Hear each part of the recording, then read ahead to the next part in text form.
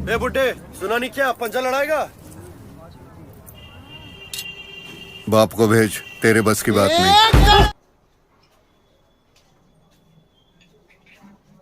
Hello बच्चों की हाल, स्वागत है आप सभी को अपने प्यारे से चैनल ईडीडी 360% में आयुष सर के साथ। यह ईडीडी सेकंड की वीडियो चल रही है। प्लेलिस्ट ईडीडी सेकंड का हमारे यूट्यूब चैनल पे बन रहा है। इससे पहले हमारी 5 वीडियो कवर हो चुकी है। पहले वीडियो में जो ये हमारी बैच है उसकी जानकारी दी गई है। दूसरे वीडियो में इलेक्ट्रिकल सिंबल की संपूर्ण जानकारी दी गई है। तीसरे वीडियो में कंडक्टर कंट्रोल सर्किट बताया गया है जो आपके सिलेबस में है।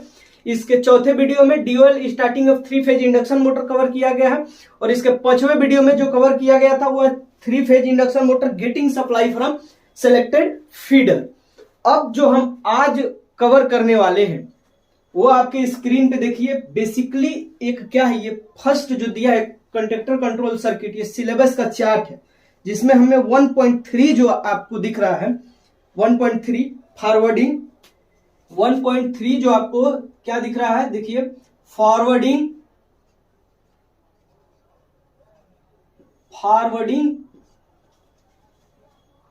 रिवर्सिंग,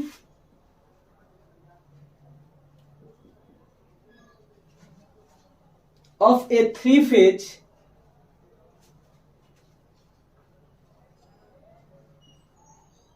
phase induction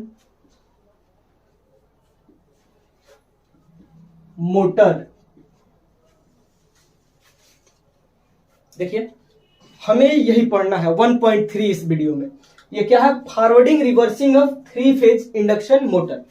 तो देखिए पहले हम इसका एक कहानी सुन लेते हैं कि इसकी ओरिजिन कहां से हुई।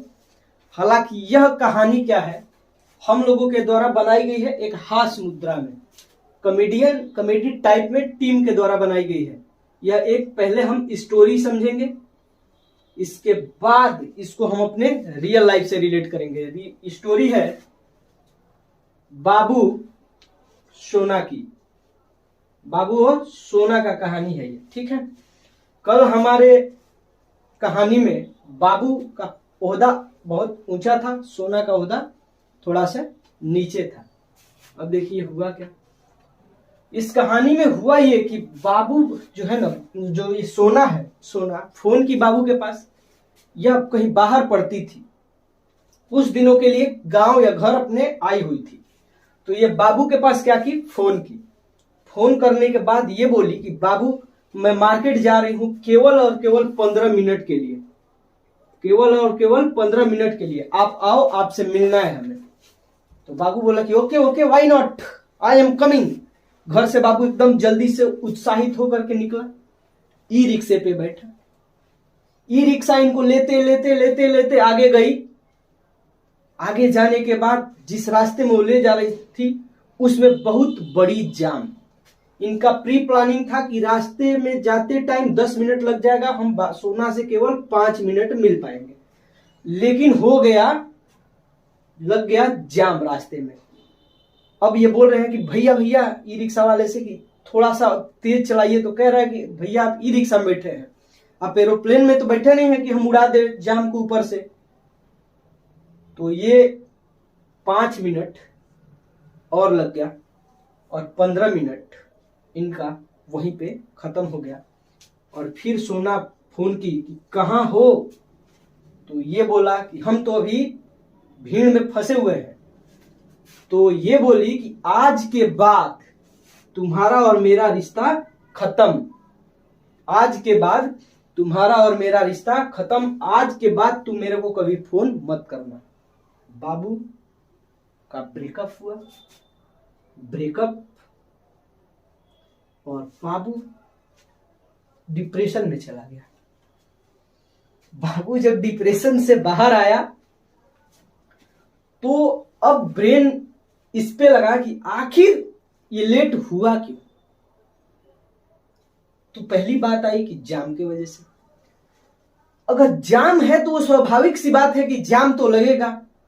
दूसरा रास्ता क्या था कि हम बैक करके ई रिक्शा को बैक करके और पुनः तो हम दूसरे रास्ते से जा सकते थे। 5 मिनट की जगह 1 मिनट ही मिलते, बाबू सोना मेरे से नाराज नहीं होती। तो ये इनके धोखे को लात मारा और बोला ठुकरा के मेरा प्यार मेरा इन काम देखोगी। और देन यह वर्क करने लगा किस पे, रिवर्सिंग पे, कि जो ई रिक्शे में मोटर लगा होता है उसको रिवर्स कैसे किया जाए। यहीं से इसका कंसेप्ट हाथ से मुद्रा में प्रोड्यूस होता है और यही हमें पढ़ना है कि हम मोटर को तो फॉरवर्ड चला सकते हैं, रिवर्सिंग कैसे करेंगे 3 फेज इंडक्शन मोटर में। ये था कहानी। जब तक आपको ये कहानी याद रहेगा, इस टॉपिक को हम क्यों पढ़ते हैं, ये टॉपिक है क्या, ये अब नहीं भूल पाएंगे। अब देखिए बात ये होती कि इसका एक्चुअल में इसका हम कहां पे एप्लीकेशन देखते हैं। तो आप जब स्टेशन पे जाते हैं, या वो हमारे बड़े रेलवे स्टेशन हो या हमारे एयरपोर्ट हो, तो वहां पे होता क्या है कि स्टेयर लगी होती है। स्टेयर, सीढ़ी, कौन सी सीढ़ी, ऑटोमेटिक चलने वाली चेन वाली स्टेयर। तो होता क्या है कि उसका डायरेक्शन हम चेंज कर सकते हैं, वो लगा होता है मोटर में 3 फेज। तो जो स्टेयर हमारी चलती है वह उसकी डायरेक्शन हम फॉरवर्डिंग और रिवर्सिंग कर सकते हैं, तो उसमें एप्लीकेशन होता है। आप अगर मल्टी स्टोरेज बिल्डिंगों में या मॉल में जाते हैं तो उसमें लगा होगा लिफ्ट, तो वो लिफ्ट ऊपर जाता है तो फॉरवर्ड डायरेक्शन में मोशन करता है और नीचे आता है तो रिवर्स डायरेक्शन में मोशन करता है, और उसमें भी 3 फेज इंडक्शन मोटर लगी होती है। तो ये हमारी रही बेसिक एप्लीकेशन कि हम इसका यूज कहां कहां करते हैं। अब बात करते हैं इसकी पावर डायग्राम की। अब बात हम किसकी कर लेते हैं, इसकी पावर वायरिंग डायग्राम की। पावर वायरिंग डायग्राम की, पावर वायरिंग डायग्राम की। अब देखिए इस टॉपिक में हमें पढ़ना क्या है, तो इसका पढ़ना है हमें डिजाइन सर्किट का, फिर हमें पढ़ना है पावर वायरिंग डायग्राम। बेसिकली जो हमारा पावर वायरिंग डायग्राम होता है वही हमारा सर्किट का डिजाइन होता है। तो हमें पढ़ना है पावर वायरिंग डायग्राम कह लो या सर्किट का डिजाइन कह लो। फिर इसके बाद जो इसी में हमारी दूसरी पढ़नी है, इसका सिस्टमेटिक या स्कीमेटिक डायग्राम पढ़ना है। और इसके बाद हम पढ़ेंगे एक मोस्ट इंपॉर्टेंट फ्लोट स्विच, जिसका यूज हमें अधिकतर बहुत सारे जगहों पे देखने को मिलेगा। तो पहले हम पावर वायरिंग डायग्राम को पढ़ते हैं। तो हम इससे पहले भी आपको बता चुके हैं कई बार कि पावर वायरिंग डायग्राम में क्यों हम पावर वायरिंग डायग्राम को बनाते हैं, क्योंकि हम यह देखना चाहते हैं कि पावर हमारी किस स्टेप से किस स्टेप पे जा रही है, इसीलिए हम पावर वायरिंग डायग्राम पढ़ते हैं। तो देखिए पावर वायरिंग डायग्राम के लिए अपना कॉपी और पेन निकाल लीजिए, एकदम अच्छे से, सुंदर कॉपी सुंदर पेन, कान में ईयरफोन डाल लीजिए, ईयरफोन ना हो तो वैसे ही स्पीकर ऑन कर लीजिए और स्टेप बाय स्टेप साथ ही में रफ पे बनाते चलिए। इन फ्यूचर आपको पीडीएफ इसका दिया जा सकता है। तो ये थी हमारी 3 फेज RYB। ये क्या था हमारा 3 फेज RYB। यहां से हमने मेन स्विच जोड़ा, मेन स्विच जोड़ा, क्या जोड़ा, मेन स्विच। और मेन स्विच के जगह पे एक चेंजर होता है और दूसरा होता है MCB। तो हम मेन स्विच को चेंजर या MCB कुछ भी कह सकते हैं, हम कहेंगे मेन स्विच। मेन स्विच कहने से 2 ऑप्शन आ जा रही है, MCB और चेंजर की, तो हम मेन स्विच ही कहेंगे इसको। आपको जो यहां पे लेना हो ले सकते हैं। यह है हमारा मेन स्विच।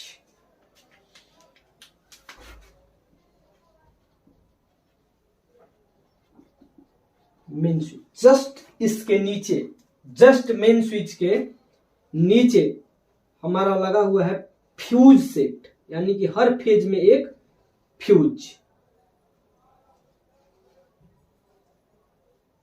ये क्या है, फ्यूज सेट। जब आपको हम इसका कंस्ट्रक्शन बताएंगे तो सारी बातें को बता दी जाएंगी। पहले आप इसको राइट डाउन करिए एकदम step wise, step by step. फिर यहां से मेन स्विच के बाद आएगा ये हमारा कंडक्टर है।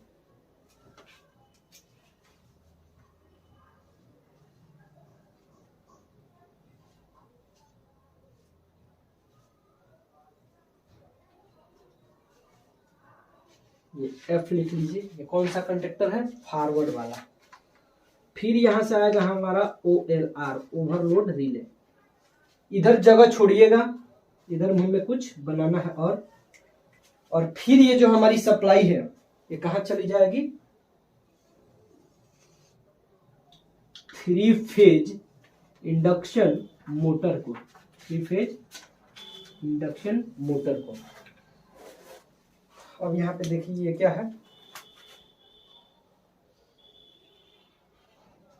यह हमारा फॉरवर्ड कंडक्टर, ये हमारा फॉरवर्ड कंडक्टर, और ये हमारा क्या है,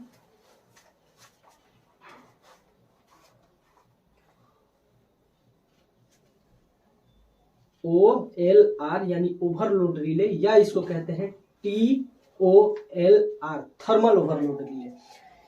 यहां से एक बात आप जान लीजिए कि जो थर्मल ओवरलोड रिले होता है या ओवरलोड रिले होता है, ये जो इसका कंटेक्ट होता है ये हमेशा और हमेशा नॉर्मली क्लोज कंटेक्ट होता है, नॉर्मली क्लोज कंटेक्ट होता है। सामान्य अवस्था में ही हमेशा कंटेक्ट इसका क्लोज रहेगा।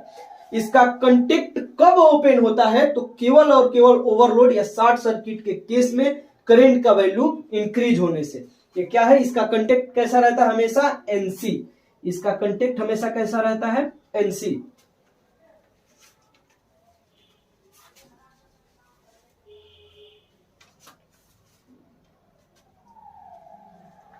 अब देखिए यहां तक बनाए होंगे, तो जस्ट इसके बाद हम आपको एक बताएंगे कंसेप्ट, उसी कंसेप्ट पे इसको बनाना है। देखिए जब हमारी सिंगल फेज, इसको बनाना नहीं है, यहां तक बना के कंसेप्ट को ध्यान से सुनिए। जब हमारी सिंगल फेज की मोटर रहती है, इंडक्शन मोटर, तो उसमें हमारे 2 वायर आते हैं, एक फेज होता है और एक न्यूट्रल होता है, एक फेज होता है और एक न्यूट्रल होता है। यदि इसका हमें डायरेक्शन चेंज करना हो, रोटेशन की डायरेक्शन, तो हम करते क्या है, इन दोनों की पोलैरिटी चेंज कर देते हैं, फेज को न्यूट्रल में, न्यूट्रल को फेज में चेंज कर देते हैं, तो इसके रोटेशन की डायरेक्शन क्या होती है, ऑटोमेटिक चेंज हो जाती है। तो इसमें 2 तार है तो हम दोनों की पोलैरिटी चेंज कर देते हैं। अब बात करते हैं हम 3 फेज इंडक्शन मोटर की। तो नॉर्मल कंडीशन में ये हमारा 3 फेज इंडक्शन मोटर, तो नॉर्मल कंडीशन में हमारी RYB, इसमें न्यूट्रल का किसी प्रकार का न्यूट्रल का काम नहीं होता है, ये RYB होता है, ठीक है, रेड, येलो और ब्लू, ये हमारा 3 फेज होता है। इस केस में जब हम 3 फेज इंडक्शन मोटर को सप्लाई देंगे तो ये हमारी मोटर जो होती है वो क्लॉकवाइज यानी कि फॉरवर्ड डायरेक्शन में रोटेट करेगी। जब इसे हमें एंटी क्लॉकवाइज डायरेक्शन यानी रिवर्स डायरेक्शन में रोटेट कराना होता है, तो हम करते क्या है कि यह 3 फेज इंडक्शन मोटर के किसी एक फेज को उसी तरह छोड़ देते हैं, जैसे कि हम R फेज को वैसे ही छोड़ देते हैं, या आप Y फेज को भी छोड़ सकते हैं, B फेज को भी छोड़ सकते हैं। हम R फेज को वैसे ही छोड़ देते हैं, और ये जो हमारी 2 फेज है इनके कंटेक्ट को चेंज कर देते हैं। जैसे RYB है, पहले B डायरेक्ट इस फेज में कनेक्टेड था, लेकिन अब B को इसमें और Y को इसमें चेंज कर देंगे। तो एक फेज को स्थिर रख के और 2 फेज की पोलैरिटी को चेंज कर देते हैं। तो ये हमारी जो 3 फेज का इंडक्शन मोटर हुआ है वो एंटी क्लॉकवाइज रोटेट करने लगता है, जिसे हम रिवर्स डायरेक्शन में भी रोटेट करना कह सकते हैं, रिवर्स डायरेक्शन में, ठीक है। तो देखिए हमने किया क्या, यहाँ पे मैकेनिज्म क्या लगाया कि यहाँ पे एक फेज हमारा क्या है, एक फेज का जो है वैसे का वैसे ही छोड़ देना है। 2 फेज की हमें क्या करनी है, पोलैरिटी चेंज कर देनी है। एक फेज को वैसे छोड़ देना है, 2 फेज की पोलैरिटी चेंज कर देना है। लेकिन यहाँ पे जब 3 कंटेक्ट हैं तो यहाँ पे एक और कंटेक्टर लगेगा, तो यहां से हम करते क्या है कि आप यहां से तीनों फेज साइड कर लीजिए, या यहां से तीनों फेज साइड कर लीजिए। आप कहीं से तीनों फेज साइड कर सकते हैं। यहां से अगर 3 फेज साइड करेंगे तो हमारी जो फ्यूज है वो केवल और केवल इतने सिस्टम के लिए वर्क करेगी, और यहां से आप 3 फेज साइड करेंगे तो आपको ये जो आपका मोटर है, ये फ्यूज है, ये आपके फॉरवर्ड और रिवर्सिंग दोनों के लिए यूज करेगी। देखिए हम यहां से बेसिकली कर लेते हैं, आप कहीं से कर सकते हैं, सर्किट में नो डाउट कोई गलत नहीं होगा। यहां से हमने ऐसे फेज निकाला,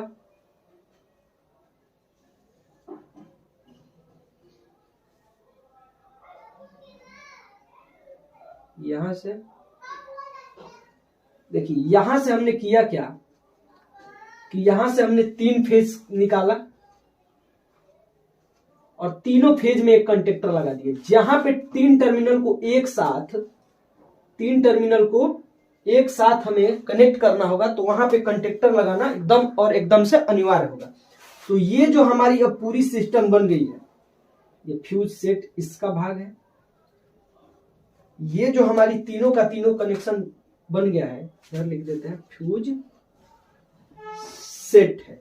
ये अब जो हमारी तीनों की तीनों कनेक्शन बन गई है, यहां से ये है रिवर्स कंडक्टर, ये हमारा फॉरवर्ड कंडक्टर और ये है हमारा रिवर्स कंडक्टर। अभी आपको इसी बात को ध्यान में रखना है, ये सब सारे समझ में आ जाएंगे। देखिए कैसे, इसका नामकरण कर देते हैं रिवर्स कंडक्टर, रिवर्स कंडक्टर। तो देखिए ये जो हमारा एक फेज है, कोई सा एक फेज है, उसको वैसे ही जैसे कि ये हम कहां से टाइपिंग किए हैं, देखिए ये आ रहा है वाई से, तो ये वाई से आ रहा है, फिर वाई से ये टाइपिंग किए हैं, तो इसको हम वाई में ही कनेक्ट कर देंगे। कहां पे कनेक्ट कर देंगे? वाई में, ठीक है। देखिए यहां पे हम कनेक्ट करते हैं वाई में, तो यहां से हम सॉरी ये वाई नहीं है, देखिए ये बी है, जो बी को ला रहे हैं और बी में कनेक्ट कर दे रहे हैं, बी को ला करके और बी में कनेक्ट कर दे रहे हैं, ऐसे बी में कनेक्ट कर दिए हैं। और ये जो दोनों है इसकी अब हम पोलैरिटी चेंज कर देंगे। तो देखिए ये हमारा किससे आ रहा है? वाई से, तो ये जब वाई से आ रहा है तो इसको आर में ले जा करके और कनेक्ट कर देंगे। तो ये देखिए ये हमारा आर है, ऐसे आर आ रहा है यहां से, तो आर से कनेक्ट कर देंगे। और ये जो हमारा आर से आ रहा है इसको किससे कनेक्ट कर देंगे? इसको कनेक्ट कर देंगे वाई से। अब देखिए यहां पे फॉरवर्ड डायरेक्शन में अगर हमें चलानी हो, देखिए अब एकदम अच्छे से देख लीजिए, यहां पे होता क्या है कि जब हम यहाँ पे मेन स्विच को ऑन करते हैं तो करंट हमारी ऐसे फ्लो होते हुए मेन स्विच से, फ्यूज से फ्लो होते हुए मेन कंडक्टर यानी फॉरवर्ड कंडक्टर के साइड आती है और फॉरवर्ड कंडक्टर हमारा ऑन हो जाता है। तो यह सप्लाई फॉरवर्ड कंडक्टर ऑन हो जाता है तो यह सप्लाई OLR से होते हुए 3 फेज इंडक्शन मोटर को मिल जाती है और यह हमारा मोटर फॉरवर्ड डायरेक्शन में रोटेट करना स्टार्ट कर देता है। लेकिन जब हमें रिवर्स डायरेक्शन में इसको रोटेट कराना होता है तो यहां से सप्लाई कनेक्टेड रहती है, ये फॉरवर्ड कंडक्टर क्या होते हैं, इसके कंटेक्ट खुलते हैं और रिवर्स कंडक्टर के कंटेक्ट ओपन हो जाते हैं, जिससे अब सप्लाई आर और वाई की, तो बी की सप्लाई तो वैसे ही आ रही है लेकिन आर और वाई की सप्लाई आपस में इंटरचेंज हो जा रही है, जिससे यह जो हमारा मोटर है वह केवल और केवल रिवर्स डायरेक्शन में रोटेट कर रहा है। इस तरह से हम फॉरवर्ड और रिवर्सिंग कर सकते हैं। तो ये जो डायग्राम है इसको बनाइए, अभी जस्ट हम इसको आपको इसका कंस्ट्रक्शन और वर्किंग बताते हैं।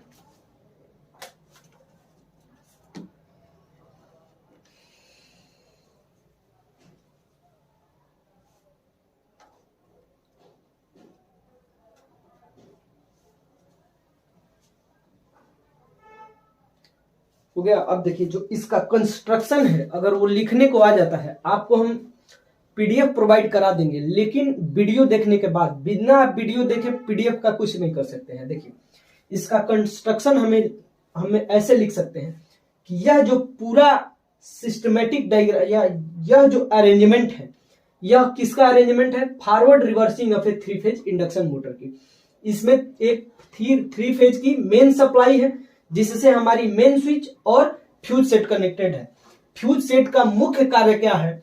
तो यह ओवरलोड तथा शॉर्ट सर्किट की कंडीशन में यह अपने एलिमेंट को मेल्ट कराकर और बाकी सारे इक्विपमेंट को या मोटर को सेफ्टी प्रोवाइड कराता है।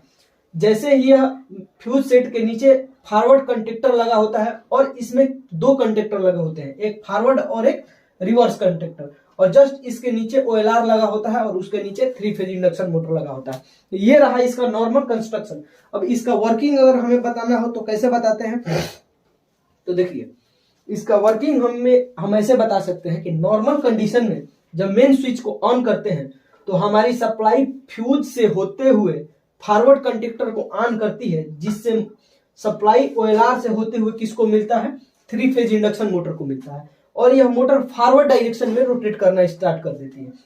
लेकिन जब हमें इसको रिवर्स डायरेक्शन में रोटेट करवाना होता है तो हम फॉरवर्ड कंडक्टर को खोल करके और रिवर्स कंडक्टर को बंद कर देते हैं, क्लोज कर देते हैं, जिससे हमारी सप्लाई अब 3 फेज इंडक्शन मोटर को रिवर्स कंडक्टर के थ्रू मिलने लगती है और एक फेज कांस्टेंट है और 2 फेज की पोलैरिटी बदल दी गई है। इसके वजह से यह मोटर जो है वो रिवर्स डायरेक्शन में रोटेट करना स्टार्ट कर देता है। ये रहा इसका पूरी की पूरी कंस्ट्रक्शन और वर्किंग। अब जो हम पढ़ेंगे वो पढ़ेंगे इसका कंट्रोल सर्किट, या उसी को कंट्रोल सर्किट को सिस्टमैटिक सर्किट या स्कीमेटिक सर्किट भी बोला जाता है, योजना चित्र। ठीक है, तो यहां से हम मिटा रहे हैं और इस पे के रिवर्सिंग का मेन कॉन्सेप्ट यहां से आया है। आई होप कि आप लोगों को बहुत अच्छे से समझ में आ रहा होगा। आप लोगों को बस और बस केवल जरूरत है किस चीज की, तो एक रिटन फॉर्म में, इसी चीज को रिटन फॉर्म में प्रोवाइड कराने की हमारी टीम अभी भी आपको नोट्स की रिटन फॉर्म में प्रोवाइड कराने के लिए लगी हुई है। रिटन फॉर्म में प्रोवाइड कराने के लिए लगी हुई है। जैसे ही कंप्लीट होता है वैसे ही आपके टेलीग्राम चैनल पे छोड़ दिया जाएगा। और बहुत सारे साथी हैं जो कि कमेंट करके यह कह रहे हैं कि सर UEE और IMREE ये जो है इसका आप वीडियो बनाए, तो हम यह बता देते हैं कि यह जो दोनों है ये बहुत ही इजी चैप्टर है। बहुत ही क्या है, इजी चैप्टर है। आज नहीं तो कल इन दोनों या किसी एक UEE की टीम हमारी जब अनाउंसमेंट की बोलेगी उस टाइम UEE की भी एक बैच हमारी स्टार्ट होगी, जिसका जो फ्री ऑफ कॉस्ट होगा, उसका किसी भी प्रकार का चार्ज नहीं होगा वीडियो का। और उस वीडियो में आपको पूरी की पूरी वो सारी जो थ्योरेटिकल सब्जेक्ट है उसको पूरी की पूरी कंटेंट आपको वीडियो के माध्यम से दे दी जाएगी। इसका PDF आपको नहीं मिलेगा। इसका भी क्लास बहुत जल्दी स्टार्ट होगा। अभी चलिए देखिए, अभी इस काम के हमें पढ़ना क्या है, इसका पढ़ना है सिस्टमैटिक डायग्राम या स्कीमेटिक डायग्राम। क्या पढ़ना है, सिस्टमैटिक या स्कीमेटिक डायग्राम। और इसी को हम क्या बोलते हैं, इसी भैया को हम प्यार से कंट्रोल सर्किट बोलते हैं। इन्हीं को प्यार से क्या बोलते हैं, कंट्रोल सर्किट बोलते हैं। ओके, अब देखिए बाबू सोना, इसमें हम बनाते हैं कैसे, तो देखिए इसके बनाने का मुख्य उद्देश्य है कि कंडक्टर को चाहिए क्या, हमारा सिंगल फेज की सप्लाई, तब हमारी क्या होगी, ऑन होगी। ये रहा हमारा क्या, फेज। ये क्या रहा, फेज हमारा, P फॉर फेज। इसमें 230 वोल्ट की है और इसमें 50 हर्ट्ज की फ्रीक्वेंसी है। यहां से जैसे ही हमारा आया मेन स्विच, और फिर हम बता रहे हैं आपको मेन स्विच हमेशा MCB या चेंजर कुछ भी हो सकता है। ये हमारा क्या है, मेन स्विच। मेन स्विच के जस्ट नीचे क्या लगा था आपका, आप फ्यूज लगा सकते हैं, आप फ्यूज ऐसे लगा सकते हैं।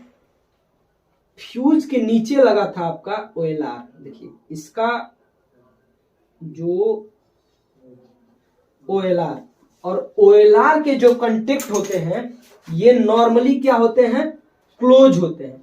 OLR के जो कंटेक्ट होते हैं वो नॉर्मली क्या होते हैं, क्लोज होते हैं। इसके बाद OLR के बाद जो लगा होता है एक कंटेक्ट लगा होता है NO contact, normally open, sorry NC contact, normally close contact, normally close contact. ये क्या है, NC contact, NC normally close contact है। ठीक है, और यहां से हमारी क्या बांटना है, 2 फेज में, 2 फेज में ऐसे हम बांटेंगे। ठीक है, और यहां से एक लगाएंगे NO, ये लगाएंगे NO, और ये लगाएंगे एक फॉरवर्ड के लिए बनाएंगे और एक रिवर्स के लिए बनाएंगे। ये भी है हमारा NO, यानी कि नॉर्मली ओपन और नॉर्मली क्लोज। ये नॉर्मली ओपन है, ये नॉर्मली ओपन किसके लिए है? फॉरवर्ड के लिए। और ये नॉर्मली ओपन किसके लिए है? रिवर्स के लिए। अब देखिए यहां पे जस्ट नीचे एक ट्विस्ट, जस्ट नीचे एक ट्विस्ट, ये देख के आप लोग हो जाएंगे भौचक्का। यहां पे हम लोगों को जो लगाना है वो लगाना है NC, नॉर्मली क्लोज, वो भी किसके लिए? रिवर्स के लिए। ये फॉरवर्ड की लाइन है लेकिन इसमें नॉर्मली क्लोज रिवर्स का लगाना है। अभी आपको कंसेप्ट समझ में आएगा कि ये क्यों लगाते हैं। और ये जो है ये भी है हमारा NC, नॉर्मली क्लोज, लेकिन ये किसका है? फॉरवर्ड के लिए, फॉरवर्ड के लिए। ये नॉर्मली क्लोज है रिवर्स के लिए, ये नॉर्मली क्लोज है फॉरवर्ड के लिए। ये क्यों लगाते हैं? ये सारी की सारी जो इसमें इक्विपमेंट लग रही है, ये तो हम यह देख रहे थे कि ये फॉरवर्ड की थी, ये सारी रिवर्स की थी, लेकिन यहाँ पे नॉर्मली क्लोज फॉरवर्ड का, रिवर्स का, और यहाँ पे नॉर्मली क्लोज फॉरवर्ड का क्यों लगा रहे हैं? अभी जस्ट इस फिगर को बनाने के बाद हम सारे कंसेप्ट को सीखेंगे। ये फॉरवर्ड का कंडक्टर है और ये रहा हमारा रिवर्स का कंडक्टर, और यहां से इन दोनों को सप्लाई जो मिल रही है उसको हम ऐसे न्यूट्रल से कनेक्ट कर देंगे, ठीक है। और देखिए यहां पे ये एक आया होल्ड सर्किट। ये क्या है? Hold circuit, hold circuit. और यहां पे भी एक लगा है हमारा क्या? Hold circuit.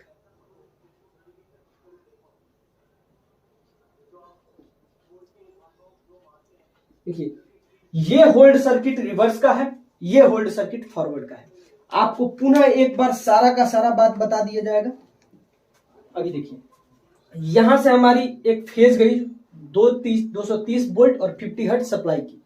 उसके जस्ट नीचे एक मेन स्विच लगा हुआ है, ठीक है। मेन स्विच के जस्ट नीचे फ्यूज लगा हुआ है। उसके नीचे लगा हुआ है OLR या TOLR, ओवरलोड रिले या थर्मल ओवरलोड रिले, जिसका कांटेक्ट कैसा होता है? Normally close. यहाँ पे एक नॉर्मली क्लोज लगा हुआ है switch, normally close push button switch लगा हुआ है। यहां से सप्लाई हमने ऐसे मेन स्विच को ऑन किया तो यह सप्लाई फ्यूज से होते हुए आ रही है। फ्यूज का मेन वर्क यही होता है कि शॉर्ट सर्किट तथा ओवरलोड की कंडीशन में यह अपने एलिमेंट को मेल्ट करके और बाकी सारी सिस्टम को क्या बोलती है कि फॉल्ट से सेफ्टी प्रोवाइड कराता है। इसके बाद ओवरलोड रिले है, यह क्या करता है? अगर अंतोगत्वा यह हैंडल नहीं कर पाया तो यह हैंडल करता है और मोटर को जलने से बचा देता है। इसके बारे में हम कल पूरी विधिवत अच्छे तरह से पढ़ चुके हैं। ये नॉर्मली क्लोज स्विच क्या है? जब इसको हम क्लोज करते हैं अब हमारी पूरी की पूरी सप्लाई फॉरवर्ड और रिवर्स बैच के लिए तैयार होती है। तो यहां पे जैसे ही सप्लाई आई तो ये जो है हमारी नॉर्मली ओपन या नॉर्मली क्लोज, तो देखिए यह यहां पे जो है हमारी नॉर्मली क्लोज रिवर्स की और यहां पे हमारी नॉर्मली क्लोज फॉरवर्ड की क्यों लगाई गई है? तो यह इंटर कनेक्शन के लिए लगाई गई है, इंटर कनेक्शन के लिए लगाई गई है। और यह इंटर कनेक्शन कैसा होता है? तो यह देखिए अभी आपको बताया जाएगा कि यह इंटर कनेक्शन क्यों होता है। ये देखिए ये ओपन है और ये क्लोज है, यह है NO और ये है NC। ये देखिए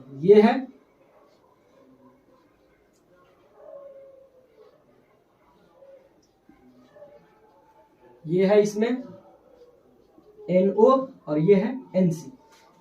ये है फॉरवर्ड के लिए, फॉरवर्ड, और ये है रिवर्स के लिए। देखिए यहां पे NO फॉरवर्ड का तो यहां पे है, लेकिन यहां पे फॉरवर्ड का NC यहां पे है। ये किस लिए है अभी जस्ट हम समझते हैं।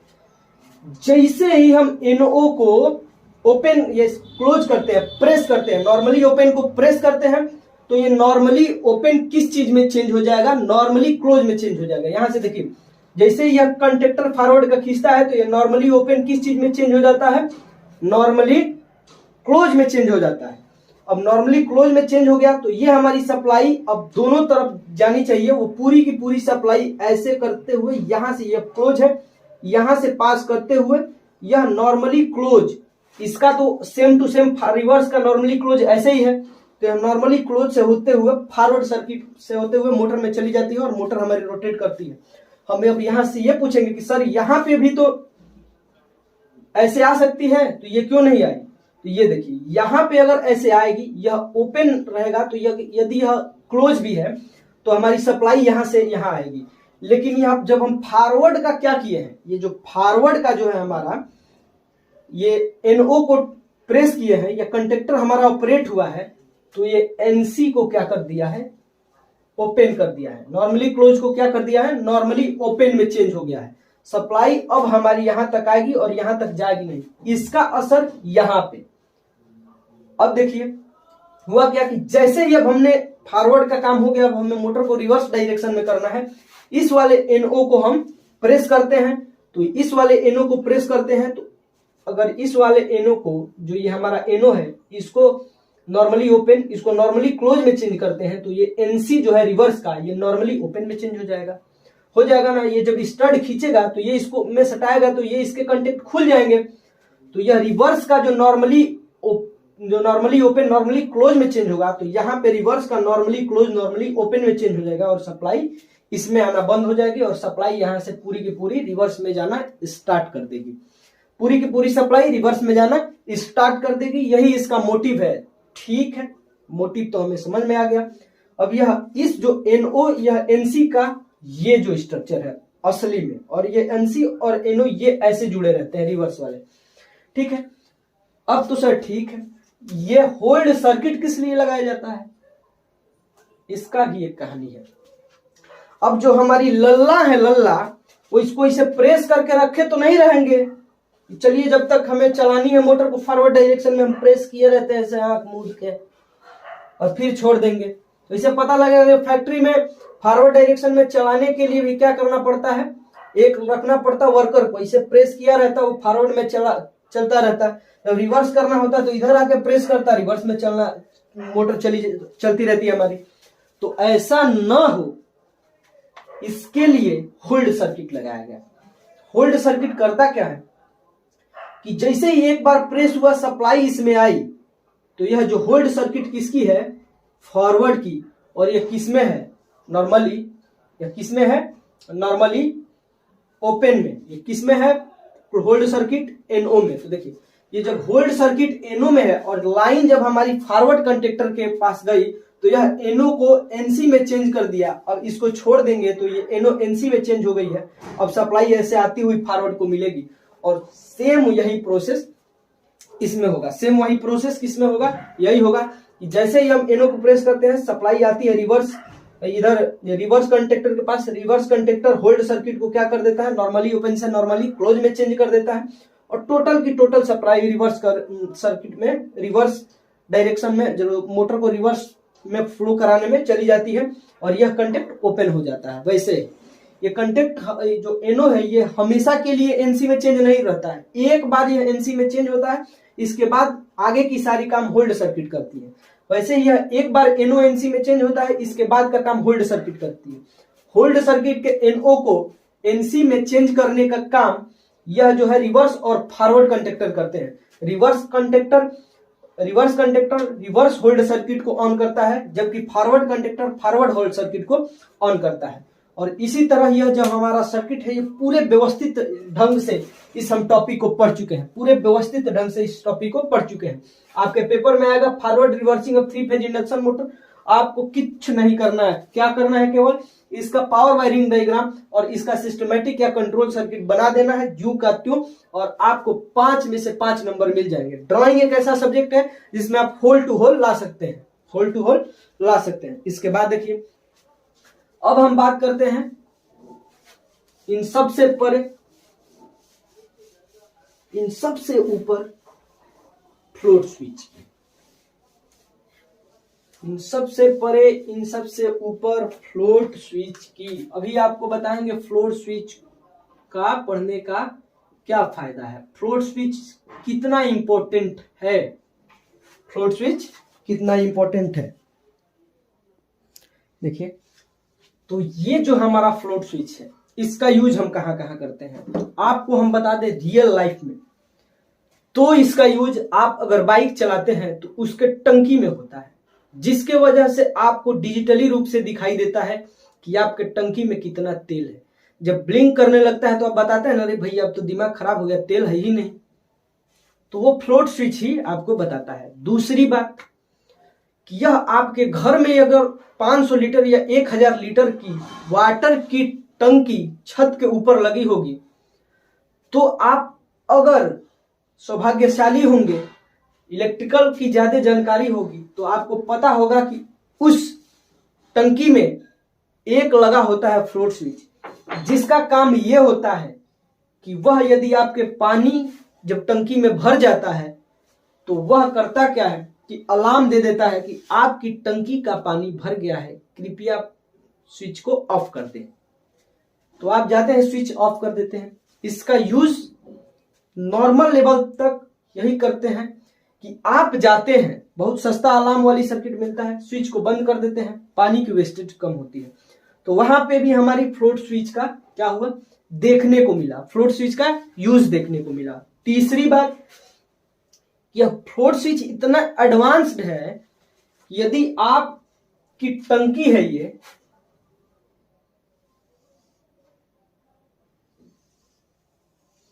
आपकी यह टंकी है और यहां पे फ्लोट स्विच लगा हुआ है, यहां पे फ्लोट स्विच लिख दे रहे हैं, पोजीशन आपको बताया जाएगा कब कैसा रहता है। और आपकी जब पानी यहां तक आती है, आपकी पानी जब यहां तक आती है और जब इसके सरफेस में टच कर जाती है तो यह खुद मोटर या समरसेबल को ऑफ कर देती है। इसका कनेक्शन ऐसे भी किया जाता है। दूसरा कि जब इसका लेवल घट के यहां तक आता है तब यह खुद ऑन करके और इसको यहां तक ला देती है। गजब। दूसरी बात कि फ्लोट स्विच का यूज जो होता है वो सबसे ज्यादा बुखोल्ज रिले जो ट्रांसफार्मर में लगा रहता है। और कौन से ट्रांसफार्मर में, अब आपको बताते हैं बुखोल्ज रिले की बात। जो बुखोल्ज रिले होता है ना, वह तो खुद गैस एक्युएटेड रिले होता है। कैसा होता है? गैस एक्युएटेड, ये खुद गैस पे चलता है। दूसरी बात, बुखोल्ज रिले केवल और केवल ऑयल फील्ड ट्रांसफार्मर में लगा होता है। तीसरी बात, यह 500 MVA से ऊपर की ट्रांसफार्मर में ही लगा होता है। 500 MVA से ऊपर की ट्रांसफार्मर में लगा रहता है। यह डाटा हो सकता है कि थोड़ा सा इधर उधर हो जाए। अगला जो बात है कि यह 2 तरीकों से ट्रांसफार्मर को बचाता है। कैसे? यदि इसी के मदद से, फ्लोट स्विच के मदद से, यदि ट्रांसफार्मर में ऑयल का लेवल घटता है तो यह करता क्या है, कोई इंटरनल फॉल्ट आती है नॉर्मल तो अलार्म दे देता है। अलार्म, अगर कोई सीरियस फॉल्ट आती है तो सर्किट को ट्रिप करा देता है और ट्रांसफार्मर से इलेक्ट्रिसिटी को काट कर देता है। आगे जो बात आई कि यह जो फ्लोट स्विच होता है यह हमेशा कहां और लगा होता है, तो ट्रांसफार्मर की टैंक और कंजर्वेटर के बीच लगा होता है। कितने डिग्री पे लगा होता है? तो 7.5 से 15 डिग्री के एंगल पे। ठीक है, अब फ्लोट स्विच का हम लोग नॉर्मली कंस्ट्रक्शन पढ़ते हैं। कैसा होता है फ्लोट स्विच ये देख लेते हैं। आपको फ्लोट स्विच की कुछ नहीं बनानी है, आपको केवल और केवल इसकी बातों को सुनना है, जो अच्छा लगे लिखना है। हालांकि इसकी PDF टेलीग्राम चैनल EDU 360% अगर टेलीग्राम पे जाकर सर्च करते हैं तो वहां पे आपको मिल जाएगी। तो देखिए कैसा होता है। ये है हमारा ट्यूब, इसका पोजीशन देखिए, 2 ठो बना रहे हैं। एक ये हो गया,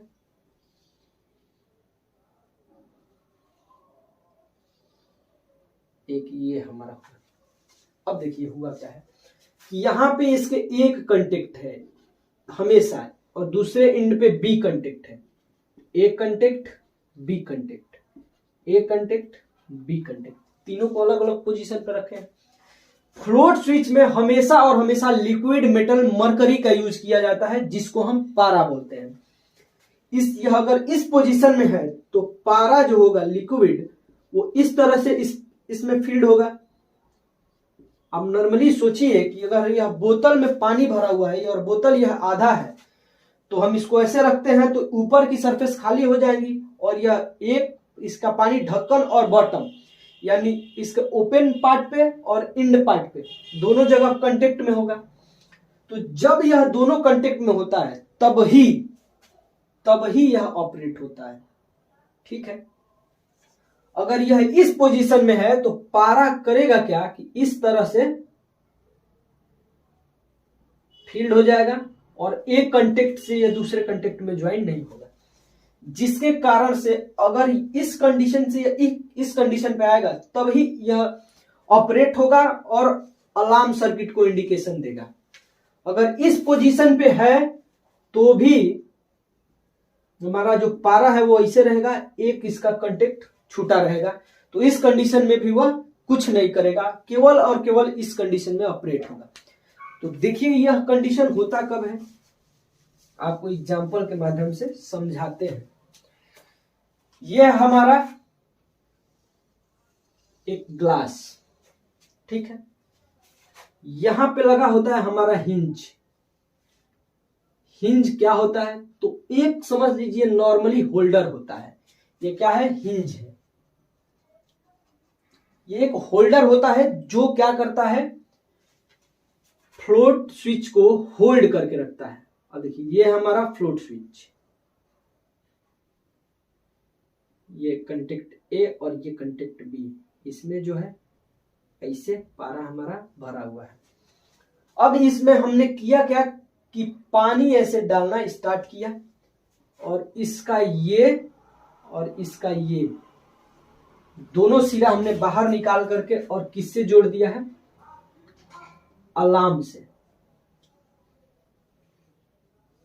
ठीक है, ये अलार्म सर्किट से दोनों जोड़ दिया है। अब होगा ये कि जैसे ही यह इस पोजीशन में होगा, तो हम इसको इसलिए बनाए हैं कि जैसे ही यह इस पोजीशन में आएगा तो इसके दोनों कंटेक्ट शॉर्ट हो जाएंगे और यह अलार्म को बता देगा कि पानी हमारी यहां तक भर गई है। पानी के फिल करने के पोजीशन पे हम हिंज की पोजीशन घटा बढ़ा सकते हैं कि कहां तक हमें अलार्म चाहिए, ये अलग बात है। अब देखिए होता क्या है कि हमने इसमें पानी डालना स्टार्ट किया, पानी भर रहा है, पानी ऐसे ऐसे इसका लेवल ऊपर जाता गया, ऊपर जाता गया, ऊपर जाता गया, ऊपर जाता गया। अब किया क्या कि अब यह फ्लोट स्विच का नाम ही है फ्लोट स्विच, यह हमेशा पानी पे तैरता है। ये हुआ, इसको पानी ऐसे ऐसे धीरे धीरे ऐसे ऐसे ऐसे ऐसे उठा करके, और जैसे ही यहां तक पानी फील्ड होगा यह फ्लोट स्विच इस पोजीशन को ऑब्टेन कर देगा। इसके दोनों टर्मिनल कनेक्ट हो जाएंगे किससे, इस लिक्विड मेटल से, पारे से, और अलार्म बज जाएगा कि आपका ग्लास या टंकी भर चुका है, आपका ग्लास या टंकी भर चुका है। ठीक है, ये रह गया ऑटोमेटिकली। अब हम जा करके बंद कर देंगे, ये हमारा ऐसे क्या हो जाएगा, ये ऑटोमेटिकली कर रहे हैं, मैनुअली हम जा करके बंद कर देंगे और हमारा पानी अब खत्म होगा। तो इसमें यह होगा कि अगर पानी खत्म होगा देन आपको भरना है, यह केवल पानी भरने की पोजीशंस को बताएगा कि पानी भर गया है, खत्म हो गया है, इस पोजीशन के लिए यह नहीं अप्लाई होगा। अब देखिए दूसरी बात जो है, इसी में आपको सारी बातें समझना है, पीडीएफ प्रोवाइड करा दी जाएगी। देखिए ये हमारी 500 लीटर वाली टंकी, ठीक है, 500 लीटर वाली टंकी। यहां पे हमने किया क्या कि फ्लोट स्विच ऐसे लगा दी है, ठीक है। यहां पे एक चैन यहां से बांध करके एक एंड पे और इस तरफ पानी में लटका दिया है, लोड है ये, पानी में लटका दिया है ये, ठीक है। पानी भर रहा है और ये दूसरे एंड पे एक चैन बांध के और यहाँ पे भी एक लोड हमने लटका दिया है, ये वेट है, ये भी वेट है। अब होगा क्या कि जैसे ही यह पानी इसको ऊपर ले जाएगा, इस वेट को ये करेगा क्या, कैसे उठा रहा है, ठीक है। वेट को ऐसे उठाएगा तो ये वेट को खींचेगा, ये वेट नीचे आएगा, ये वेट ऊपर हो जाएगा, जिसके वजह से इसकी पोजीशन फ्लोट ट्यूब की ऐसे हो जाएगी। तो हमारी इससे कनेक्शन किया गया रहेगा सर्किट, वो सर्किट को खोल देगा और मोटर हमारी बंद हो जाएगी। अब पानी जैसे जैसे खत्म होता है तो अब यह वेट नीचे आएगा और इसको ऐसे शॉर्ट कर देगा। जैसे ये इस तरह शॉर्ट हुआ यहाँ पे, फिर मोटर ऑन होगी और पानी हमारी भरने लगेगी। यही सिंपल मैकेनिज्म है फ्लोट स्विच का। और हम धीरे धीरे सारी एक एक इंपॉर्टेंट बातें आपको बता रहे हैं हर वीडियो के एंड तक। यह फालतू की बात नहीं है, यह प्रैक्टिकल नॉलेज है। यह क्या है? प्रैक्टिकल नॉलेज है। आज के लिए बस इतना ही, मिलते हैं अगले वीडियो में। जय हिंद, टेक केयर, बाय बाय।